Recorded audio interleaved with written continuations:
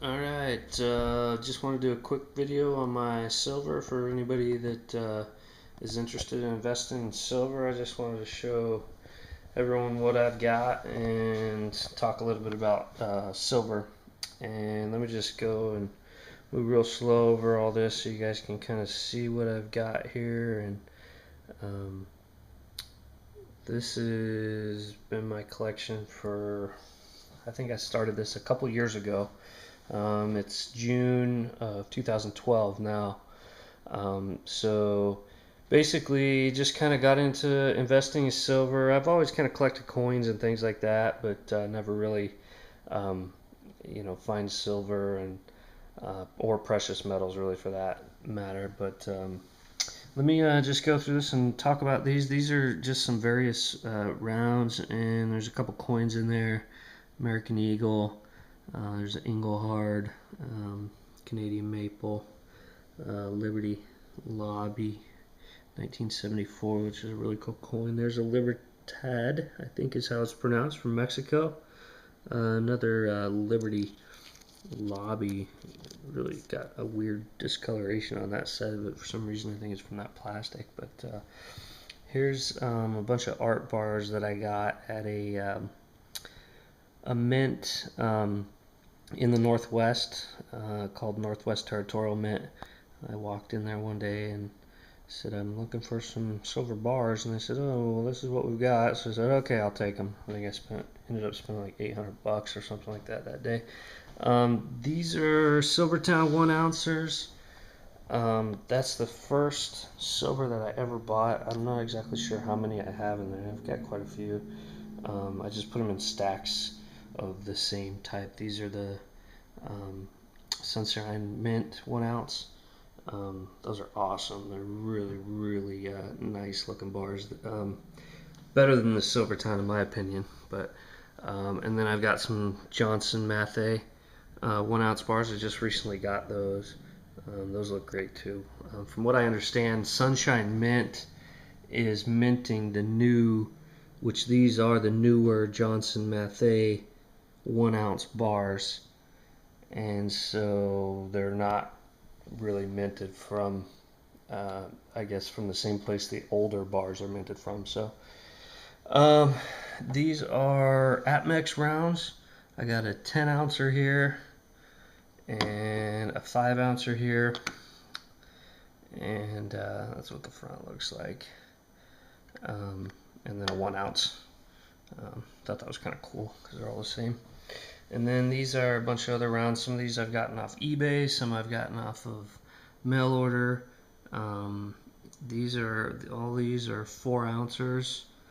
I got 2011 and 2000 Liberty. This is a recent buy for me. It was a America the Beautiful 5 ounce Gettysburg. It's got the same look as the 4 ounce quarter, but it's actually 5 ounce. It's a lot thicker than the 4 ounce, smaller diameter, but it's a lot thicker than these 4 ounces are. These are both 5 ounce Sunshine minting rounds. Those are awesome rounds too. Really cool. Very nice finish on these. I've got a 10 ounce Kookaburra 2011. This is a cool coin too. I had to save up for a while for this one. I looked at it for a long time before I finally pulled the trigger on buying it, and glad I did. It's a sweet coin. And the finale, grand finale, this is my 1 kilo. It's my biggest chunk of silver in one bit. Koala, and it's a 2011 1 kilo Koala. Awesome, big, heavy coin. Really cool.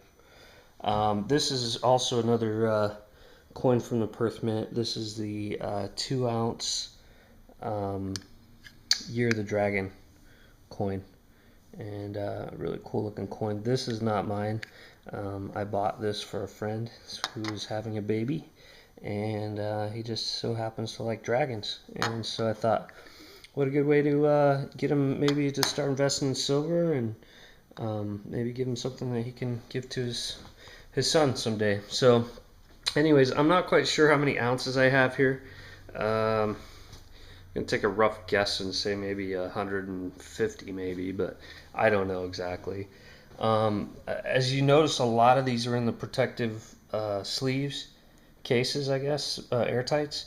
I prefer them that way. I tried to do that with my collection. Some of these, like a few of these rounds and these art bars, are a weird size, and so I don't really have any airtights that fit those. But um, I figure if I'm going to put this much money into silver, I'm going to spend another $20 or $30 protecting it. And, that's all these airtights cost. A lot of these coins come with airtights already. And I, kind of bought them that way intentionally, especially all the Perth Mint rounds or coins and Sunshine Mint, all these coins from Atmex.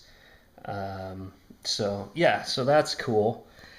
And I know there was some more I was going to talk about silver. Oh, one of the things that I haven't heard anyone mention doing, and it's one of the things that I started doing when I first started buying, is keeping a log of the silver you buy, and keep the date, keep the amount of ounces you purchased, how much it cost you to purchase that, what the per ounce price was. And it may vary because you may be getting a more expensive coin from the Perth Mint versus a generic Buffalo round, which is probably one of the most reasonably cost rounds online. So keep a log of it, and that way when it comes time to sell, what you've got invested and where you're at financially. If you don't keep track, you'll never know. You'll never know if you're losing money, if you're making money. All you'll know is, well, I bought them about $30, spot price, or it varied from 20 to 40 a spot price. Who knows? But you're going to be guessing on what your investment is, what your gains are, if there are any. My goals in buying all this silver was just to keep it and hope that someday, maybe when I retire, this may be able to help give me a good jump start, or be a little bit of supplement. It's really tempting to get fired up about buying silver when you watch all these videos and everyone's talking about silver's going to the moon, and I mean there's a lot of videos out there where people are really hyping it up. And it's very tempting to cash out your 401k, or take a large chunk of cash that you have sitting in savings and buy silver. Do I recommend doing that? Yes and no.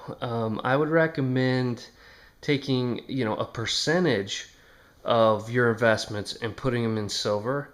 That doesn't mean everything. The old adage, don't put all your eggs in one basket, rings true with anything, whether it be real estate, precious metals, you name it. Diversification is the key, and it's always been the key. So keep yourself diversified. I like to think, a 5 to 10% allocation towards precious metals is, a decent, it's a decent amount, and it's not so much that it's going to completely wipe you out if the bottom dropped out from precious metals, which probably won't happen. But if you bought Facebook stock when it came out as an IPO and you put everything into it and the bottom fell out, well, guess what? You just screwed yourself. So don't do that. Don't do it with precious metals. Treat it as an investment. Treat it as something that you dollar cost average into, just like you would a 401k or a Roth IRA or any other type of investment. And if you're just starting out, buy you a couple bars. As you can see, I like the 1 ounce bars. They're a little hard to come by. Not a lot of coin shops have these. If you go in and ask for silver, they're going to probably hand you a Buffalo round, because it's one of the most common. It's one of the cheapest premiums on silver. So they're going to make more money selling you that versus a Canadian maple leaf. This is a 2011, and these seem to have a high premium. Same with American Eagles. You're gonna pay more for that type of coin. So, if you want to buy just those, if you just love that design and that's what you like, then get yourself some of those. And for me, it's more about having a wide variety, enjoying what I have, liking different things, certain things about one thing I like, other things I don't like, those types of things. And yeah, so get yourself some silver, hang on to it for as long as you can, and hopefully someday you'll make a few bucks on it. And that's about it. Thanks for watching.